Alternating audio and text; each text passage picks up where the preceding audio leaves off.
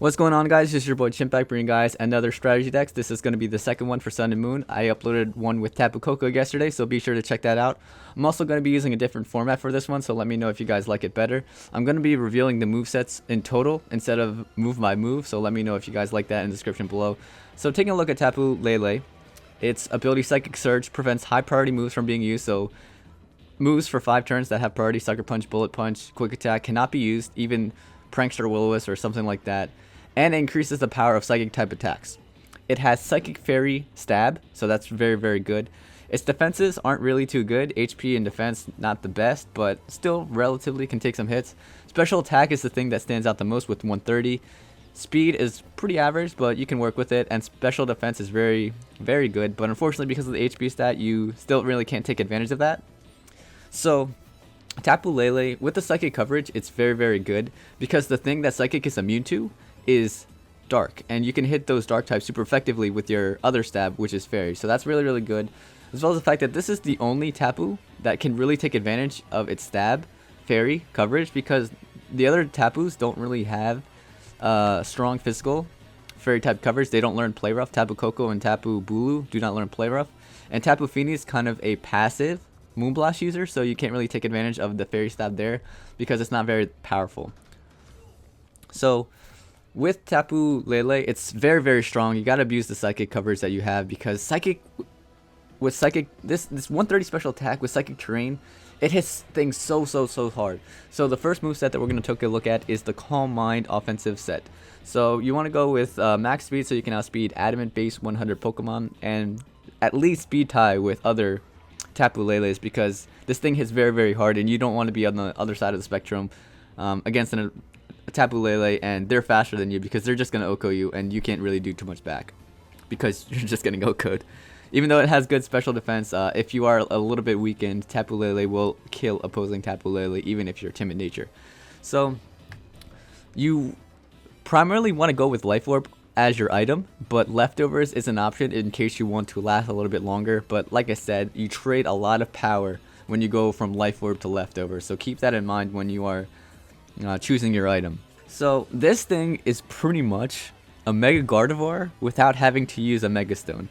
Although you're not spamming Hyper Voices, you're spamming Psychic, which is kind of better, because like I said, when I was taking a look at the Psychic stab, you want to spam Psychic, and then if Psychic is resisted, then you can just go with, or Psychic is immune because they have a Dark type, you can just hit them with the Fairy type attack. So Calm Mind, Psyshock, Moonblast, HP Fire. Psyshock can be interchanged with Psychic, but Psyshock offensive CM can 2-hit KO Chansey unboosted. You can 2-hit KO Chansey. Now the meta right now is very, very offensive. There's not really a lot of stall, just because stall isn't really going to do too well with Pheromosa, Genesect, Aegislash, and all of them.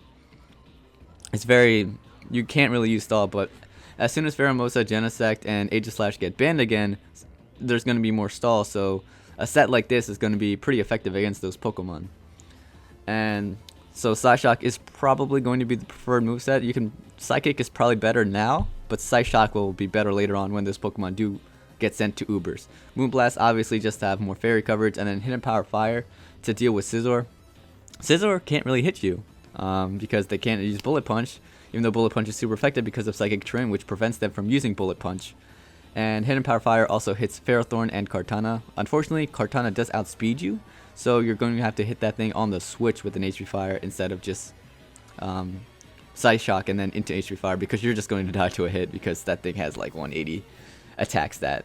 So alternatively, you could go with Shadow Ball because Aegislash is a problem. Steals in general are a problem for Tapu LELE, just because your stab attacks don't really hit steel types, and you got to rely on coverage. So Shadow Ball is another option in case you do fight a lot of Aegislash on the ladder.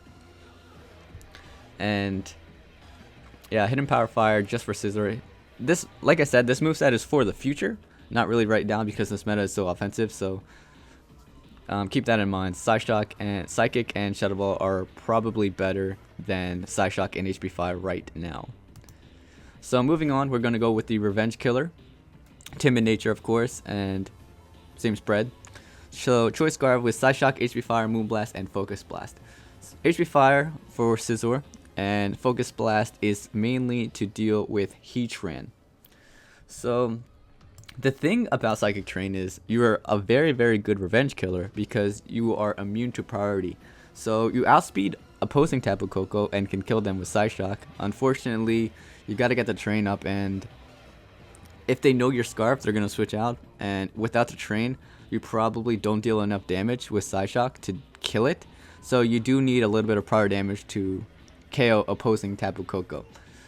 And Age of Fire also hits Ferrothorn. The thing about Age of Fire on this set is that you don't really want to lock yourself into Hidden Power Fire, just because if you lock yourself in Age of Fire, they can go out into potentially a Pokemon that sets up on your Age of Fire, like a Dragon Dancing Komodo, and it could spell doom for your team. Although Komodo is not really that fast, so you can switch out and switch back in and outspeed the Komodo. But if the Komodo can take out your Pokemon and set up 2 Dragon Dances, then it becomes a really, really big problem.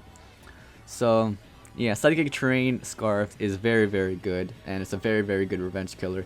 Definitely be sure to check it out. Psychic also can be used over Side Shock. Now, the last set that I want to talk about is the Nuke. So, you want to go with a Modest Nature this time, same spread, but choice specs. This set is absolutely absurd. With Psychic, you 2-hit KO a bulky Mega Scizor. If the Scizor has max HP and max special defense, with Stealth Rock up, you still have a chance to 2-hit KO it. Although it's only 8%, you still have a chance to 2-hit KO a Scizor. There is no Scizor that is going to be running max HP, max special defense, careful nature. Now, the bulky Scizor set that people ran was like 100 in EVs in special defense. And with Stealth Rock up, you have like a 80-90% chance to knock out that Scizor. Now, if it's defensive, you guarantee the 2-hit kill with Stealth Rock up. And without Stealth Rock up, it's around a 90% chance to 2-hit KO. That's insane! That's a bulky Mega Scizor. That's a resist. This is one of the premier Pokemon. Like, this is Mega Scizor used to take hits all the time. Now with Psychic Terrain, choice specs, it can't even do that. So that's the reason why there is no HP Fire on this set, because there's really no point. Like, you don't really need HP Fire. So I put Thunderbolt there because, like I said with the Choice Scarf set, you really don't want to lock yourself into a move that leaves you vulnerable to set up sweepers. So if you use HP Fire, you're vulnerable to a lot of other Pokemon like Dragon Dancers to set up and sweep you. So you want to go with Thunderbolt here. HP Fire is also an option in case you just want to Oko the Scizor, which is, you know, fine, whatever, do you. Focus Blast, obviously, to kill Heatran and the like.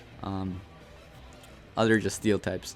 But Shadow Ball actually should probably be over Thunderbolt, just so that you can KO Aegislash. So that is going to be the set for Tapu Lele, and we're going to be talking about the Pokemon that you should partner this up with. So Scizor is a problem in case you're not using the spec set. Skarmory is kind of annoying as well. Spidef Skarmory can take hits pretty well. Aegislash is the #1 problem to this. So Pokemon that you can use with Tapu Lele are Lopunny, because you can weaken those Pokemon for Lopunny, or Lopunny can weaken those Pokemon for Tapu Lele. So bulky waters, they just get psychic down. Lopunny can be able to revenge those. Mega Gyarados is also another good partner because, like I said, it's the same thing with Lopunny. They're both hit very, very hard. Those Pokemon also dislike Scizor a lot, and this thing easily deals damage to Mega Scizor, so that those two Pokemon can be able to push through the damage and be able to kill the Mega Scizor with a little bit of damage that Tapu Lele does allow it to hit. In addition, like, there's sub Baton Pass Lopunny that I've been using that works really, really well with Calm Mind Tapu Lele, the offensive CM set. So this set is also really, really good because it synergizes with sub Calm Mind. Additionally, Skarmory is also a very, very good partner because it can set up spikes against Aegislash, and Aegislash is very vulnerable to spikes because it doesn't really have recovery. And Stealth Rock can just heal Stealth Rock through leftovers, but it can't really heal spikes. And with King Shield, you're healing a little bit here and there, but spikes really punishes Aegislash, and Skarmory is one of the few Pokemon that can take Aegislash on one-on-one, just because Shadow Ball doesn't really do too much to a Spidef variant, and you can set up spikes, whirlwind it out, and still take hits. So just a very, very solid Pokemon. And so Skarmory, Mega Lopunny, Mega Gyarados, very, very good partners. Pheromosa also as well. If you are using this as a partner for Pheromosa, I would consider using the Train Extender as an item so that it doesn't get revenge killed by priority, because Train Extender boosts the Psychic Train by 3 turns. So in case like a Scissor comes in on this Pokemon and you have Train Extender, you can go out to this, Psychic it, let this thing die, then you can go out to Pheromosa, and Scissor's not going to be able to revenge kill the Pheromosa for like 6 turns if Pheromosa does get the kill. So just food for thought. Hope you guys enjoyed this video. Leave a like, I would definitely appreciate it, and more videos to come. Let me know what Pokemon you want me to do next, and peace.